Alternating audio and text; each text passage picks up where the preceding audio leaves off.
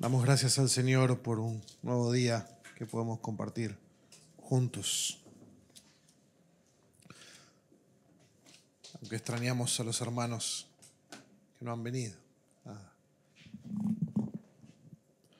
Vamos a orar al Señor y vamos a ir a la palabra de Dios juntos. Padre, queremos orar en esta mañana porque evidentemente lo que necesitamos es tu palabra. Señor, sería algo sin sentido que todos mis hermanos simplemente vengan a escuchar lo que yo pienso sobre algún tema, Señor. No hemos venido a escuchar a hombres, Señor. Queremos escuchar tu palabra. Tu palabra, cuando es bien trazada, Señor, refleja tu voluntad para nuestras vidas. Por eso oramos, Señor, que tu Espíritu obre en esta mañana en medio nuestro, que me ayudes a mí, Señor, y me sostengas y nos ayudes a todos nosotros a aprender, crecer y escuchar lo que quieres hablarnos en esta mañana. Te lo pedimos en el nombre de Jesús. Amén. Todos hemos escuchado de cuando pasa que un funcionario es removido de su cargo porque se le halló dinero ilícito, o hemos escuchado de un directivo que es expulsado por una conducta inapropiada con un colega de trabajo y una institución puede decir, bueno, nosotros no toleramos esta conducta en medio de nuestra institución. Incluso las instituciones seculares, que a veces son hostiles a la fe o indiferentes a la fe, saben que ciertas conductas no deben ser toleradas. Pero en la iglesia de Corinto sucedía lo opuesto. Convivían con un pecado que ni siquiera los paganos lo podrían tolerar. Y no solo que convivían, sino que se jactaban de tener una madurez espiritual superior, de tal manera que terminaban confundiendo la permisividad con la gracia de Dios. ¿Nos pasa eso a nosotros? Por miedo a parecer poco amorosos, a veces podemos inflar nuestra imagen de misericordia y actuar como si fuéramos más buenos que Dios. Pero el apóstol, en nuestro pasaje de esta mañana en 1 Corintios 5, corta la arrogancia de raíz. Y el argumento del sermón es el siguiente: tomemos el pecado en serio, no nos jactemos de ser más buenos que Dios. Cuando la iglesia se cree más buena que Dios, ese es el título de este sermón. Así que abrimos nuestras Biblias, 1 Corintios capítulo 5, el texto ha sido leído, pero vamos a repasar esos primeros 5 versículos que vamos a estar mirando y vamos a ver por qué debemos tomar ese pecado con seriedad y cómo la disciplina bíblica, lejos de ser una muestra de crueldad, es el medio que Dios usa para proteger a su iglesia y rescatar al pecador. Primera de Corintios capítulo 5, versículo 1 al 5 dice lo siguiente: en efecto, se oye que hay entre ustedes inmoralidad, y una inmoralidad tal como no existe ni siquiera entre los gentiles, al extremo de que alguien tiene la mujer de su padre. Y ustedes se han vuelto arrogantes en lugar de haberse entristecido, para que el que de entre ustedes cometió tal acción fuera expulsado de medio de ustedes. Pues yo, por mi parte, aunque ausente en cuerpo pero presente en espíritu, como si estuviera presente, ya he juzgado al que cometió tal acción. Entreguen a ese tal a Satanás en el nombre de nuestro Señor Jesús cuando estén reunidos y yo con ustedes en espíritu, con el poder de nuestro Señor Jesús para la destrucción de su carne, a fin de que su espíritu sea salvo en el día del Señor. Está aquí la palabra del Señor. Estaba leyendo de un trabajo que hice mientras estaba preparando el sermón, así que como lo más enfático es entreguen a Satanás, estaba primero en mi lectura, pero en el texto está luego. ¿Cuándo nos creemos más buenos que Dios y estamos sumamente equivocados. 3 puntos para responder a eso. ¿Cuándo nos creemos más buenos que Dios, pero estamos equivocados? Primero, cuando hasta el mundo se escandaliza de lo que pasa en la iglesia. Segundo, cuando la iglesia no llora ni actúa ante el pecado. Y tercero, cuando la disciplina se descuida. 3 aspectos donde la iglesia puede creerse más misericordiosa que Dios y no hacer lo que tiene que hacer. Cuando el mundo se escandaliza del pecado en la iglesia, cuando la iglesia no llora ni actúa por el pecado y cuando la disciplina se descuida en medio de la iglesia local. Entonces, primer punto, cuando hasta el mundo se escandaliza. Es sumamente interesante este pasaje, que hay una inmoralidad. 2 veces señala Pablo la palabra inmoralidad al principio del versículo 1, donde dice que un hombre está en una relación inmoral con su madrastra. Lo enfático ahí es: entre ustedes hay inmoralidad, y esto se oye, esto es conocido. Hay una inmoralidad en la iglesia que no solamente lo sabe la iglesia entera, sino que lo sabe la gente fuera de la iglesia. Se oye, es de conocimiento público, de una inmoralidad que ni los no creyentes tolerarían. Esa es la gravedad del pecado. Y eso es decir muchísimo al saber que la ciudad a la que Pablo está escribiendo es Corinto. Es como si yo te dijera que la ciudad de Las Vegas, todos hemos conocido algo sobre la ciudad de Las Vegas, es llamada la ciudad del pecado porque tiene los casinos abiertos las 24 horas por la inmoralidad que hay en esa ciudad. Imagínense que de repente la sociedad de Las Vegas se indigna por el pecado que están permitiendo en una iglesia de esa localidad. Imagínense cómo sería el pecado para que una ciudadanía corrupta y tan inmoral se indigne, que no lo tolerarían ni siquiera ellos a semejante grado de pecado. Corinto, en su época, era como la ciudad de Las Vegas, por decirlo de una manera. Corinto era 8 veces más grande que Atenas, que era sumamente importante en aquel tiempo. Tenía fama de ser una ciudad inmoral, y ahí estaba el templo de Afrodita. Y dice el historiador griego Estrabón que en ese templo había 1000 prostitutas. Decir a alguien que era de Corinto era casi como insultarlo de inmoral. Ese es el grado de perversión que existía en esta ciudad, y ni siquiera ellos, los corintios, se hubieran inflado como se inflaba la iglesia, permitiendo semejante pecado en medio de ellos. Los ciudadanos de Corinto están indignados del pecado que se permite en esa iglesia local. Ahora, la pregunta sería: ¿por qué la iglesia no hacía nada al respecto? ¿Por qué la iglesia no tomaba cartas en el asunto? Bueno, lo que nos revela el texto y el contexto de toda la carta de Primera de Corinto es que básicamente la iglesia estaba arrogante. Fíjense que lo dice, creo que es el versículo 2, cuando dice: y ustedes se han vuelto arrogantes, jactanciosos. La palabra griega significa inflarse. Se habían inflado de arrogancia. 6 veces se menciona ese concepto en toda la carta de Primera de Corintios. Estaban orgullosos de ellos mismos de una manera pecaminosa. ¿En qué consistía su arrogancia u orgullo?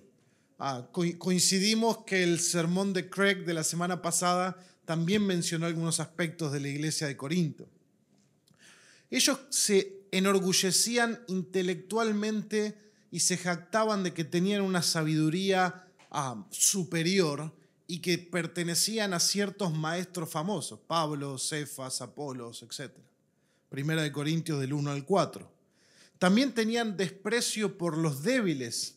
Ellos usaban su conocimiento, decían: nosotros tenemos conocimiento, nosotros somos, por decir de una manera, tenemos la teología perfecta, y entonces no nos causa nada comer comida sacrificada a los ídolos sin importarme de la conciencia de mis hermanos. O sea, nosotros somos superiores, nosotros sabemos y por lo tanto podemos comer tranquilamente.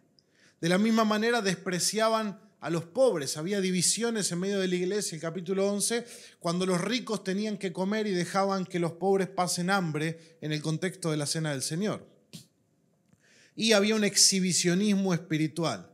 ¿Por qué? Porque mostraban los dones que tenían, por decir de una manera criolla, se pavoneaban en los dones espirituales que tenían para lucirse, pero no para edificar a nadie.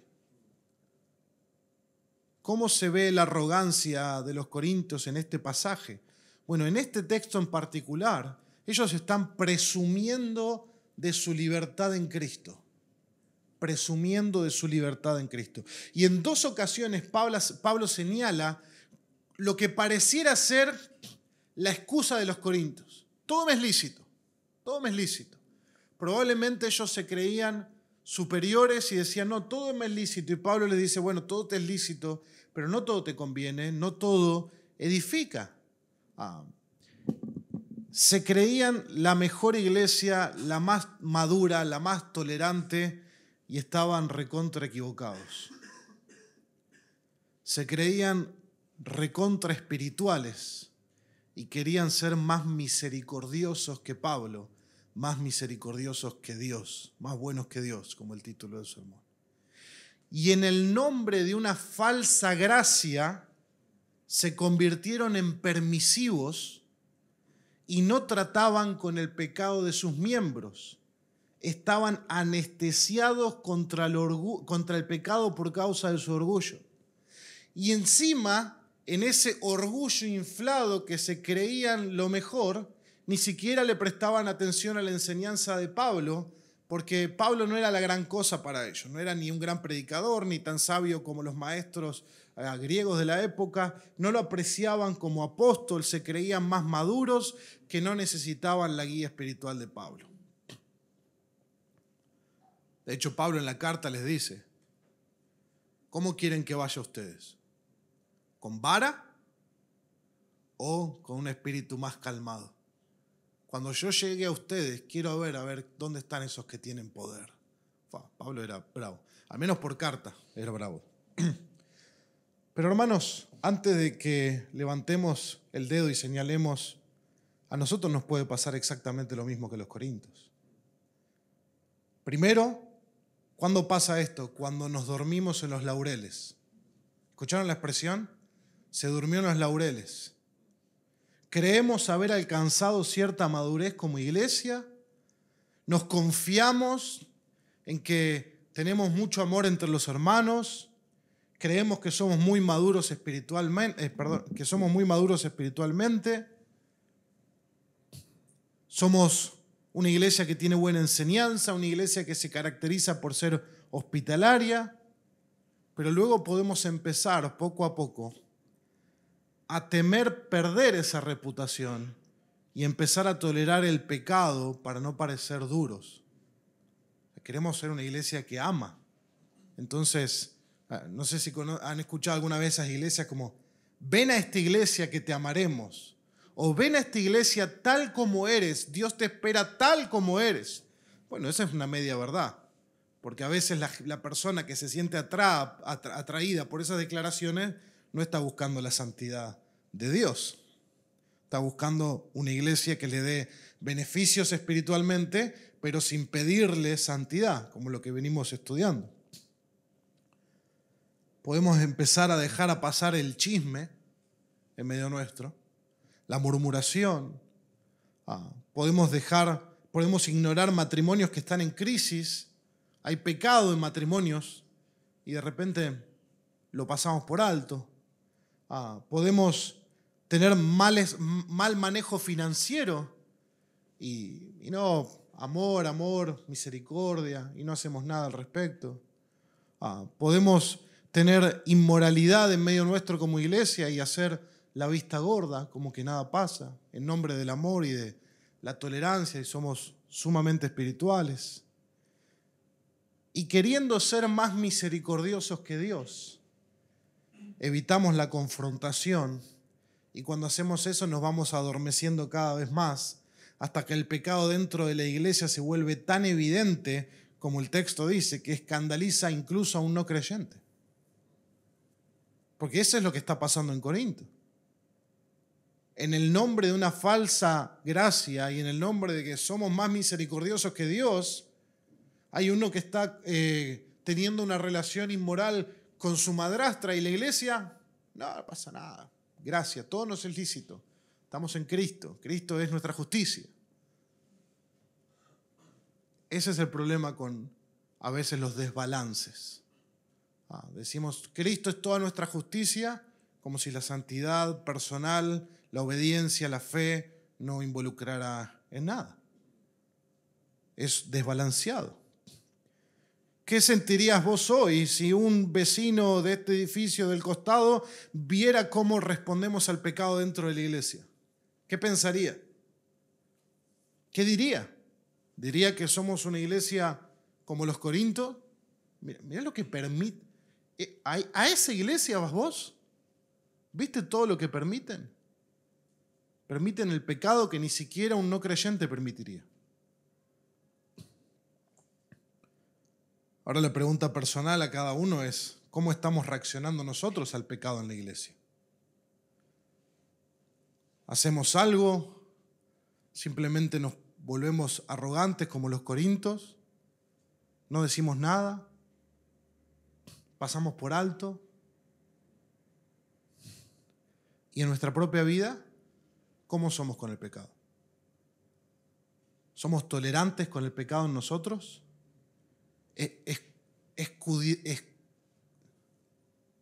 Escondiéndonos detrás de la idea, la gracia de Dios, la misericordia de Dios, mi justicia es Cristo, y con esa excusa podés dejar que el pecado siga creciendo en tu corazón, la lujuria, la inmoralidad, etcétera, etcétera. Todo porque decís, bueno, sí, Cristo es mi justicia, sí. Pero si Cristo es nuestra justicia, entonces vamos a amarle y vamos a obedecerle. Y no vamos a permitir que el pecado siga creciendo en mi propia vida. Alguien dijo que cuando nosotros somos tolerantes con el pecado en nuestra propia vida, terminamos después siendo tolerantes con el pecado en la vida de otros. Como yo no quiero venir a la luz, como yo tengo ¿cómo es que dice el dicho este? No sé si suena feo, no sé si es apropiado al púlpito, pero cola de paja, ¿no? Cuando dice alguien que se tiene cola de paja, después no termina confrontando a otros. ¿Por qué? Y porque cuando yo lo confronto a él, 3 dedos me apuntan a mí. Y si yo estoy pecando y si yo estoy tolerando mi pecado, entonces ¿qué voy a ir a confrontar al otro? Entonces tenemos un desbalance cuando queremos ser más buenos que Dios. Los corintios estaban orgullosos por cosas secundarias. Ellos decían, bueno, tenemos mucho conocimiento de teología, tenemos los superdones espirituales, pero no estaban buscando vivir en santidad, se habían dormido en los laureles. Y hermanos, no nos dormamos en los laureles. El diablo anda como león rugiente buscando a quien devorar. Y esa es la realidad para nosotros también. Dios nos ha dado cosas por gracia como iglesia, regalos que uno puede decir, qué precioso el amor entre los hermanos. Sí, amén, qué bueno eso, sigamos creciendo. Pero que eso no nos distraiga de las otras cosas que son importantes. Porque nos podemos dormir en los laureles. Tomemos el pecado en serio. No nos jactemos de ser más buenos que Dios. Porque la levadura leuda toda la masa. Ese es el punto de lo que sigue después en 1 Corintios 5. Entonces lo primero que tenemos que darnos cuenta es que cuando nos creemos más buenos que Dios, pero estamos sumamente equivocados, es cuando hasta el mundo se puede escandalizar del pecado que hay en la iglesia. No puse ejemplos en mis notas, pero todos nosotros conocemos ejemplos de noticias de lo que han sucedido en ciertas iglesias que ni siquiera los paganos lo admitirían o lo permitirían. Y en cambio se cubrió en la iglesia, pasó esto, no se dijo nada, se hizo la vista gorda, todo, y no debe ser así. Recuerdo un caso en los Estados Unidos esto es un caso que salió a la luz hace poco, pero ocurrió hace como 15 años, 20 años atrás, donde había habido un caso de abuso en la iglesia y se había cubierto, nadie había dicho nada, ¿no? Es como que se había tratado ahí nomás, pero claro, eso es una cuestión que no tiene nada más que ver jurisdicción con la iglesia, como en 1 Corintios 6 después de hablar, sino que tiene que ver una jurisdicción penal del Estado, al que Dios le dio la espada, Romanos capítulo 13. Entonces nunca se había dicho nada hasta que salió a la luz, e imagínense luego lo que ocurrió, un desprestigio total, y era una iglesia de sana doctrina, buena teología, buena predicación. Pero nos podemos dormir en los laureles y no hacer lo que hay que hacer, y tapar las cosas que no hay que tapar. Lo segundo es cuando la iglesia no llora ni actúa. ¿Qué tenían que haber hecho los corintios, según Pablo? En lugar de volverse arrogantes, ¿qué dice el texto? Se tenían que haber entristecido, lamentado, tendrían que haber llorado. Nosotros tenemos el ejemplo de Esdras.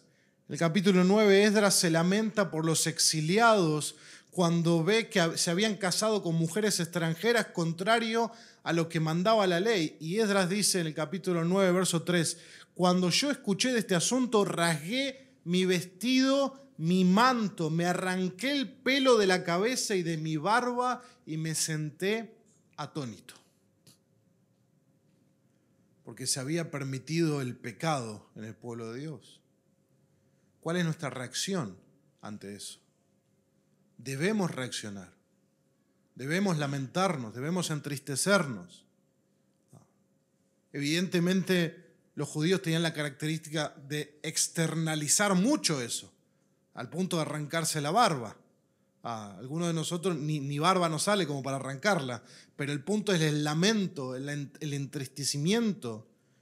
Nehemías se va a indignar también más adelante porque va a pasar lo mismo. Pareciera que el pueblo no había aprendido y él confronta y disciplina abiertamente al pueblo por violar la ley. Pablo le señala a los corintios que el pecado en la iglesia no era para jactarse como ellos estaban haciendo, de que ellos son más buenos que Dios, son más misericordiosos, sino que había que actuar, había que hacer algo y hacerlo urgente, porque el pecado era un escándalo para la ciudad, era una mancha en la reputación de la iglesia y el nombre de Cristo. Esa tristeza los debía llevar a hacer algo al respecto.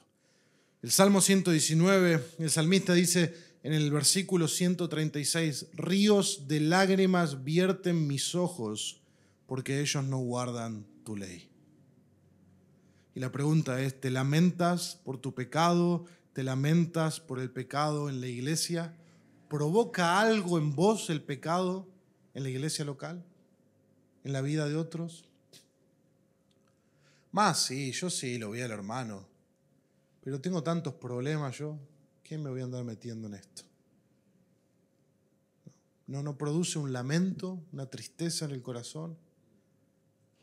Uno de los peligros de la iglesia que le estaba pasando a los corintios era estar indiferentes y pasivos ante la inmoralidad o el pecado en medio de ellos. No hacer nada era darle lugar al pecado para que siga contaminando la iglesia, para que la santidad de la iglesia sea dañada, porque la levadura leuda toda la masa. Y cuando la sal no sala, es decir, cuando el pecado dentro de la iglesia es tan tolerado como fuera de la iglesia, entonces, ¿qué diferencia hay? No hay ninguna diferencia. La pasividad, hermanos, termina siendo complicidad. La pasividad termina siendo complicidad. Y esto es sumamente importante para nosotros como iglesia. Yo tengo el privilegio que el Señor me da, el regalo de hablar con muchos pastores. Y hay casos donde la iglesia es fríamente indiferente al pecado de sus miembros. Donde incluso el pastor dice, hermanos, este hermano está en pecado, por favor, llamémosle al arrepentimiento. Nadie hace nada. Cada uno está en la suya. Y después el pastor tiene que avanzar y no sabe qué hacer, porque la iglesia ¿qué hizo? ¿Y los miembros qué hicieron? Y nada, nadie dice nada, nadie habla con el hermano. Y hay que hacer algo. Y al final el pastor tiene que terminar haciendo algo él solo, cuando es responsabilidad de todos los miembros. Eso es ser indiferente, es ser pasivo. No fuimos llamados, si somos miembros de la iglesia o tenemos el anhelo de ser miembros de la iglesia, no fuimos llamados a ser pasivos. Fuimos llamados a ser activos en el cuidado de la iglesia en la vida de otros. ¿Y por qué puede ser que no se ejerza la disciplina de la iglesia cuando se debe hacer? Bueno, puede ser temor a los hombres. No quiero enfrentarme a ese hermano. ¿Qué me va a decir? ¿Cómo va a reaccionar? Si le digo tal o cual cosa. Ya no me va a invitar a tomar mate. No sé. Temor a las consecuencias. Puede ser por egoísmo, que es un poco lo que estábamos hablando recién. Estamos tan ocupados en todos nuestros asuntos que no velamos por los demás. Y eso puede ser un mal de nuestra época. Cada uno sabe que está hasta la coronilla de cosas y si todavía tengo un montón de cosas que ocuparme en mi vida, ¿qué voy a andar velando por la vida de otros? Bueno, ese es el llamado de la iglesia, velar unos por otros. En el peor de los casos, lo que mencionaba hace un rato, alguien no quiere confrontar a otro con el pecado porque él también está viviendo el pecado. Entonces, ¿qué le voy a decir a él? Que deje de hacer eso si yo estoy haciendo lo mismo. Y después está el que cree que es más bueno que Dios. ¿Quién soy yo para juzgar al hermano? Bueno, Dios le está pidiendo a la iglesia que juzgue por la palabra lo que es evidente. Lo que es evidente. ¿A quién le está escribiendo Pablo, inspirado por el Espíritu de Dios? A los corintios. A los corintios que tenían un montón de imperfecciones, un montón de problemas, y aún así les está diciendo, juzguen el pecado en medio de ustedes. No es como esperen a ser Filadelfia y ahí empiecen a juzgar el pecado. No. Así Corinto, como están, con sus fallas, con sus errores, con sus problemas, con sus divisiones, empiecen a juzgar el pecado en medio de ustedes.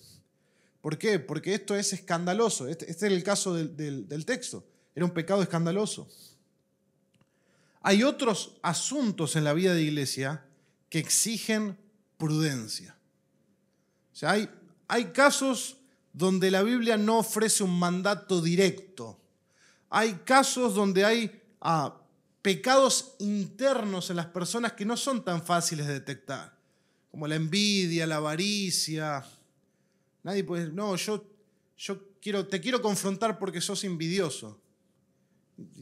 ¿Cómo sabes eso si no conoces mi corazón? ¿Cómo? Es muy difícil enganchar una evidencia para juzgar a alguien por envidioso.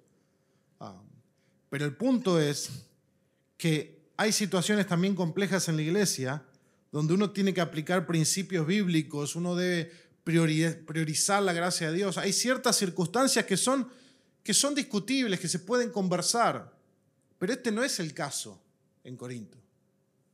Acá es más blanco y negro, punto. Aquí se trata de un pecado grave, abierto, impenitente, sobre el cual la Escritura es muy clara. O sea, no es que acá es, no, mirá, está Cefas, Apolo y Pablo y están discutiendo a ver qué hacemos con este asunto porque no es tan claro qué deberíamos. No. Esto es sumamente claro. Hasta los paganos les pudieran dar lecciones de moralidad a los corintios en esto. Y entonces Pablo, que ni siquiera está en Corinto, está en Éfeso, escribiendo esta carta, Pablo le dice, miren, yo estoy ausente de ustedes, pero estoy presente en espíritu, que es una manera de demostrar su apoyo. Estoy con ustedes. Como si yo estuviera con ustedes, yo ya lo juzgué a este tipo. O sea, esta situación ya es clara, ya lo juzgué. Sin titubeos. No hay una zona gris, no hay un margen para diversas posturas en este tema. El asunto no es cuántos vasos de alcohol se tomó el hermano o cuánto tiempo está usando las redes sociales, sino que este hombre es abiertamente inmoral. Abiertamente inmoral. Toda la iglesia está al conocimiento de esto y no hace absolutamente nada. Y por eso Pablo juzga al que cometió el pecado y no se arrepintió. Interesante que el que es juzgado finalmente es el que cometió el pecado, el que no se arrepiente, no los demás. Los comentaristas dicen probablemente que la mujer involucrada no era miembro de la iglesia, no era creyente, porque no se dirige en ningún momento a la mujer, sino al hombre. Aparentemente el hombre sí era miembro de la iglesia. Y entonces la iglesia tenía que hacer algo. No todo pecado recibe la excomunión directa, como es este caso, pero hay pecados tan grandes y graves que requieren eso, porque no hay otra manera de reaccionar. Hace poco, lamentablemente, me enteré de una situación de otro pastor acá en Argentina, donde resulta que el diácono había estafado a medio pueblo. En el juego, en un montón de cosas, sacaba plata a uno, le pedía al otro, y después salió a la luz. Y no era un escándalo en la iglesia, salió en las noticias del pueblo. ¿Qué debían hacer ellos? Excomulgar a esa persona directamente y luego tratar con su pecado. Entonces, de tal manera que cuando venga el Canal 5 a decir, pero pastor, porque ustedes no hacen nada en la iglesia, esto y lo otro, ustedes permiten cualquier cosa. Y el pastor pudiera decir a los hermanos, no, nosotros ya excomulgamos a tal persona por su comportamiento y vamos a ayudarlo, por supuesto, si quiere restauración, arrepentimiento. Pero la iglesia tiene que confrontar el pecado. Una cosa es una persona que empieza a no congregar. Todos conocemos esos casos, como pastor los he tenido, donde no congrega, pero de repente cuando decís, bueno, voy a llamar al arrepentimiento, aparece 2 domingos, después no congrega un mes y así, ¿no? Uno tiene que ser un poco más paciente en esos casos, ir llevando la situación, por ahí ir hablando varios hermanos con esa persona.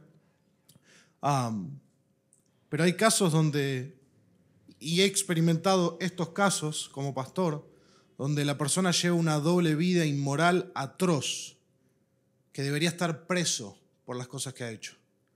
Con esa persona se procede rápidamente. Y lo mismo con la persona divisiva. La Biblia habla que la persona divisiva que atenta contra la unidad del cuerpo, luego de 2 amonestaciones, Tito 3:10, se tiene que excomulgar, ¿no?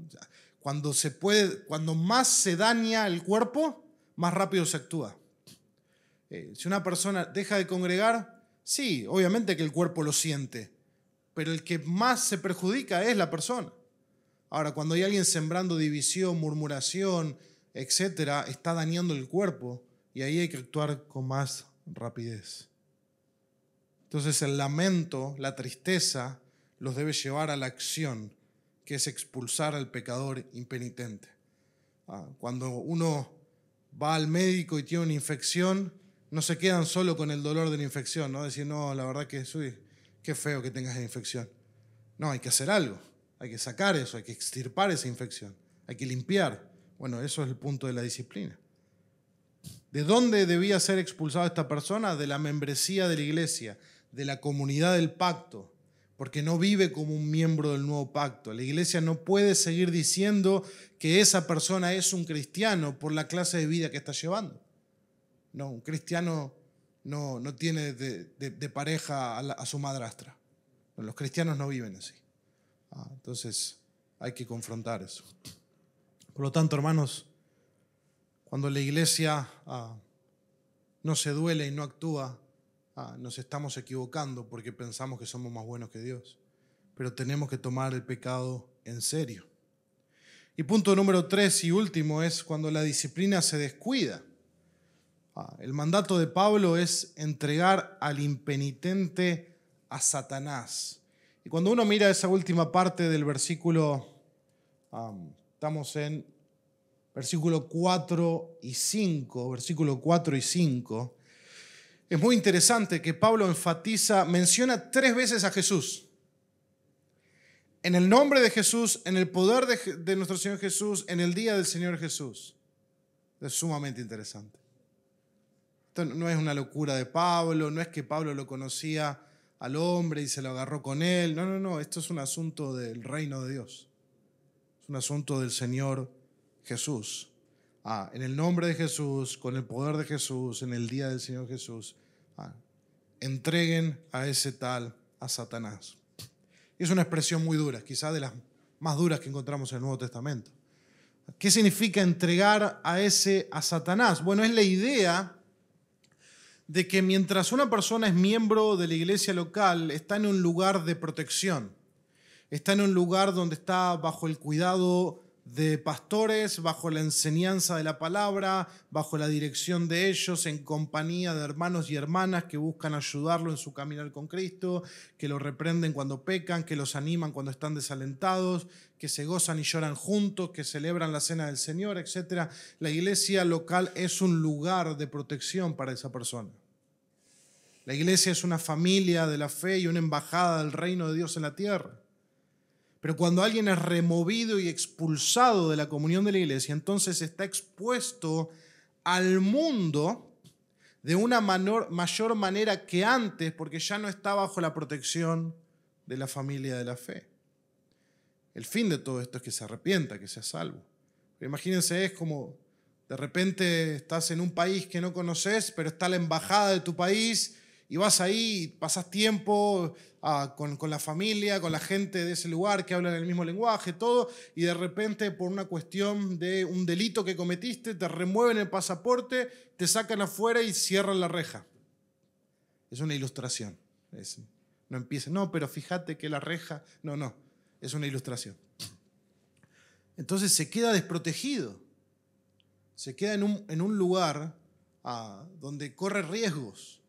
Entonces esa es la idea, que el pecador ahora esté en un lugar donde pueda experimentar las consecuencias de su pecado. ¿Y quién ordena que se haga esto? ¿Quién es el que dice que entreguen a ese Satanás? Bueno, Pablo dice en el nombre del Señor Jesús, en el poder del Señor Jesús. O sea, esto es una orden directa del comandante en jefe, por decirlo. Es Jesús mismo que da la orden. Es Jesús mismo que, inspirado Pablo por el Espíritu Santo, está diciendo, hagan esto con la autoridad de Jesús, en el nombre de Jesús, como iglesia. Es Jesús que nos dice en Mateo 18, ustedes conocen el texto, lo pueden leer en sus casas, donde primero si tu hermano peca, lo ve a solas, lo exhortas, si te escuchas ganado a tu hermano. Si no te escucha, ve con otros testigos, para que toda palabra conste en boca de testigos. Pero si no te escucha, dilo a la iglesia. Y si tampoco quiere escuchar a la iglesia, sea para ti como un gentil y publicano, como un recaudador de impuestos. Básicamente, no lo consideres más como parte del pueblo de Dios. Y eso lo dice Jesús. Por eso que la disciplina es en el nombre de Jesús. No vamos en nuestro propio nombre. ¿Y quién debe ejecutar la disciplina? Bueno, la iglesia. Fíjense que dice el texto, en el nombre de nuestro Señor Jesús, cuando estén, ¿qué? Por favor, cuando estén, ¿qué? ¿Cómo? Una vez más, ¿cómo? Reunidos. Es la iglesia congregada la que ejecuta la disciplina del Señor. Es la autoridad de la iglesia, la asamblea reunida de miembros que tiene la autoridad de Jesús, el poder de Jesús para ejecutar la disciplina de la iglesia.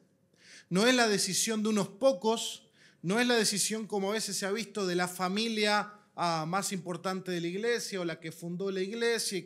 No, ni siquiera la decisión del pastor. Es cuando la iglesia está reunida, la asamblea de creyentes ejecuta la disciplina de la iglesia. No unos pocos, todos somos responsables de la pureza del cuerpo de Cristo. Y por eso Pablo dice, Corintios, con todo el desastre que ustedes son, cuando se reúnan en asamblea, diríjanse a este asunto. Actúen con este asunto. Fíjense que no delegó a una persona que lo haga. No, la iglesia lo debe hacer. Nosotros tenemos, la iglesia de Corinto contaba con el apoyo de Pablo, nosotros tenemos la enseñanza apostólica en las Escrituras.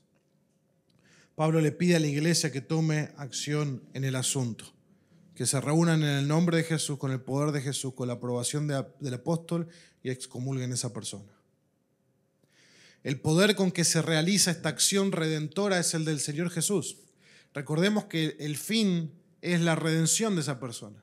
Entonces, la iglesia no tiene poder en sí misma para asegurarse que la disciplina dé fruto. No tenemos poder para cambiar el corazón. Tenemos poder para obedecer a Cristo, y Cristo es el que con el poder del Señor Jesús hacemos eso que hacemos y confiamos en que el Señor lo va a obrar en la vida de esa persona. ¿Y por qué se debe disciplinar? ¿Cuál es el propósito? Bueno, el texto dice, para la destrucción de su carne, a fin de que su espíritu sea salvo en el día del Señor. Entonces tenemos para y a fin, nos hablan del propósito. La idea es que el poder del pecado en la persona que no se arrepiente sea quebrantado, ya sea por enfrentar las consecuencias de su pecado o por recibir una disciplina de Dios, cuando está fuera del cuidado de la iglesia. Porque en última instancia, ahí dice, a fin de que, en última instancia, es que su salvación eterna ocurra y que no enfrente el día del juicio sin Cristo y sin arrepentimiento. El fin de entregar a Satanás es que quizás sea un medio que Dios use en la vida de ese pecador para que vuelva a Dios en arrepentimiento y fe. Dios puede usar ese tiempo de exposición al mundo que está bajo el maligno para producir un arrepentimiento genuino. Un poco, salvando la distancia, un poco la idea del hijo pródigo, donde el hijo pródigo va al mundo y termina comiendo las algarrobas de los cerdos y vuelve en sí una vez que fue expuesto fuera del cuidado de su padre. Una ilustración. Pero si la persona, al ser expuesta al mundo, en lugar de experimentar dolor y arrepentimiento, se une al mundo y a sus deseos y no se vuelve al Señor ni a la iglesia, es una confirmación de que esa persona no era parte del pueblo del pacto. Básicamente no pertenecía realmente a la iglesia de Cristo, y lo que hace el proceso de disciplina es muchas veces identificar esos casos, personas que no pertenecen al pueblo de Dios. Una de las marcas del verdadero cristiano es su arrepentimiento continuo. Alguien que ha nacido de nuevo no practica el pecado como un estilo de vida. Entonces, la tolerancia del pecado puede parecer algo temporalmente bueno, pero es eternamente malo. Es eternamente malo. Por lo tanto, algunas aplicaciones para terminar. Debemos como iglesia estar atentos al pecado impenitente y grave en medio nuestro. Pecado siempre habrá. Siempre hay pecado entre nosotros. Pero la disciplina apunta al pecado donde no hay arrepentimiento, donde la persona sigue practicando el pecado en medio de la iglesia y no escucha. En especial los que son de inmoralidad e impureza y aquellos que producen división en el cuerpo de Cristo, como mencionamos anteriormente. Otro punto, debemos reaccionar activamente y con rapidez ante el pecado, así como el foco de incendio. Cuando hay un incendio, se activa una alarma y un protocolo de seguridad. Como iglesia debemos hacer lo mismo. Y esto no es responsabilidad de los pastores, sino de todos los miembros de la iglesia. Muchas veces he escuchado, ¿vieron cuando la persona, alguien está al tanto de una situación, pero no hace nada porque espera que otro lo haga? Piensa que otro lo va a hacer, ¿no? Si Dios te está dando conocimiento de primera mano a vos del pecado de otro, porque Dios te quiere usar a vos primeramente. No te desmarques y pienses que no, se tiene que ocupar el diácono. No, yo le voy a decir a Gustavo porque Gustavo vaya y hable con tal persona. No, el Señor te está llamando a vos. Lamentémonos por el pecado en la iglesia y no solo por nosotros mismos. Si vemos a un hermano pecando, no seamos indiferentes. Oremos, busquemos sabiduría para actuar. No, pero no sé cómo actuar. Bueno, preguntale al pastor, hablar con algún líder. Quizás no digas un nombre, pero decir, mira, pasa esto, ¿cómo debería actuar a la luz de la palabra?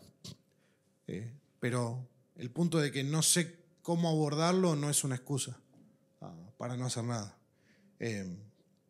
Recuerden que el proceso debe ser privado, confidencial, solamente cuando no hay arrepentimiento va escalando. Mateo 18.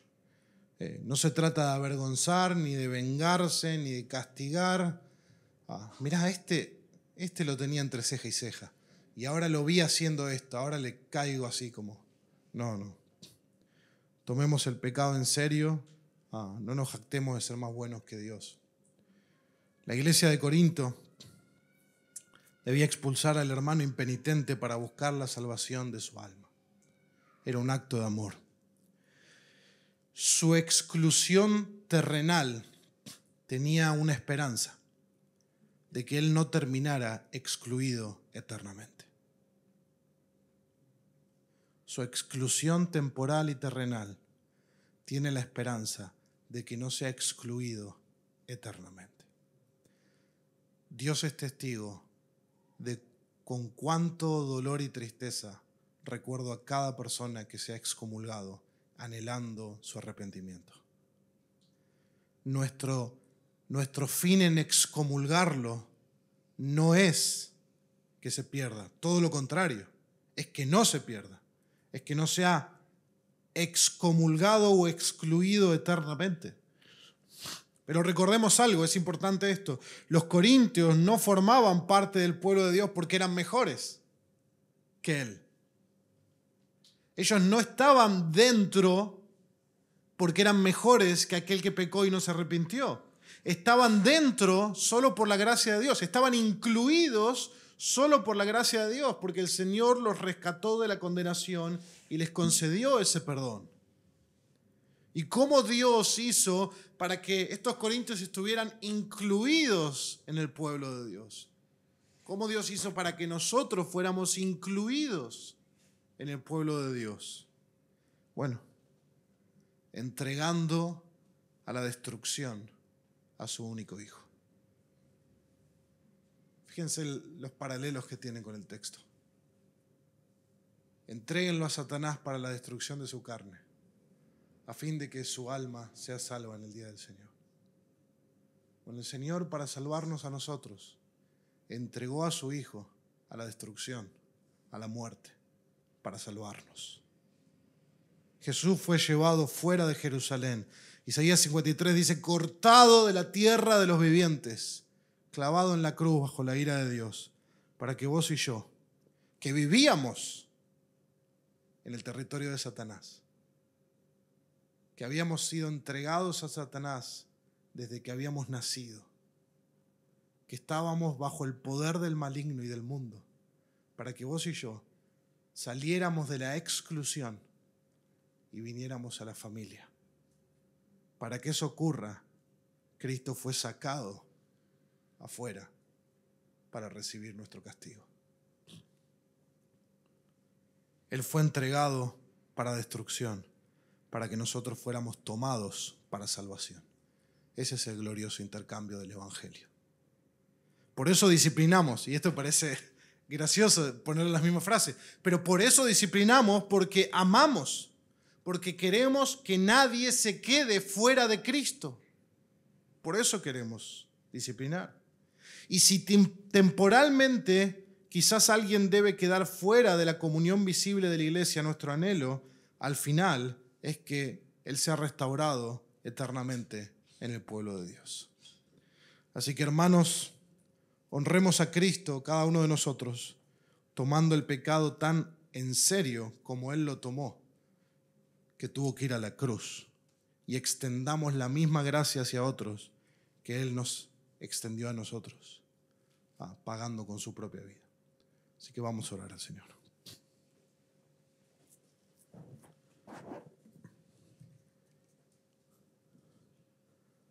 Padre, queremos recordar el Evangelio, que Cristo, Señor, fue tratado como nosotros merecíamos, fue destruido, muerto bajo la ira de Dios como nosotros merecíamos, fue tratado como alguien que no pertenecía a tu familia, fue tratado como si no fuera tu hijo, para que vos nos trataras a nosotros como a tu hijo, para que vos nos trataras a nosotros como miembros de tu familia, para que nosotros no tuviéramos que sufrir la ira de Dios. Señor, y ese es el fin de la disciplina de la iglesia.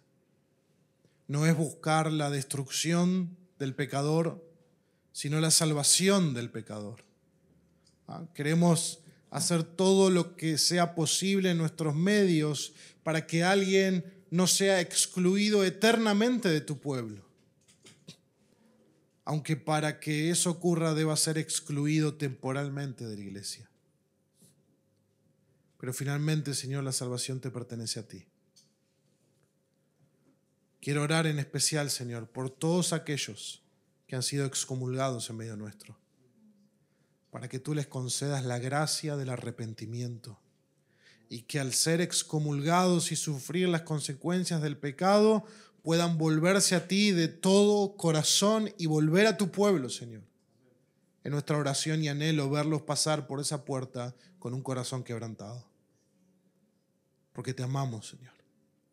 Porque nos amaste primero y porque nos diste ejemplo, Señor, para amarnos como tú nos amaste, al entregarte por nosotros en la cruz, al no pasar por alto nuestro pecado simplemente, Señor, sino todo lo contrario, tomarte tan serio nuestro pecado que tuviste que entregarte a ti mismo para salvarnos, Señor. Oramos esto y te agradecemos en el nombre de Jesús. Amén y amén.